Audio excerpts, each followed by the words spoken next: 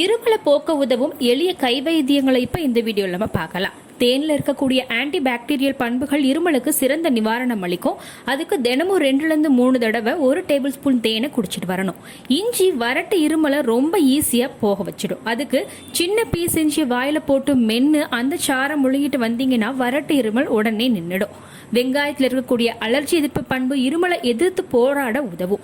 அதுக்கு 1 கிளாஸ் டம்ளர்ல வெங்காயத்தை நறுக்கி போட்டு அதை 10-12 மணி நேரம் ஊற வச்சு குடிச்சிட்டு வரணும். நிறைய தண்ணி குடிக்கிறது தொண்டையில் இருக்கக்கூடிய தேவையில்லாத தொற்று கிருமிகளை நீக்கி தொண்டை வறட்சி அடையாம தடுத்துடும். கருப்பு மிளகு சளி இருமலுக்கு சிறந்த நிவாரணி. அதுக்கு 1 டம்ளர் கொதிக்கிற தண்ணியில மிளகு தூளை சேர்த்து வடிகட்டி கொஞ்சமா தேன் சேர்த்து கலந்து குடிக்கலாம். ஒரு நாளைக்கு 3 தடவை இப்படி குடிச்சிட்டு வரலாம்.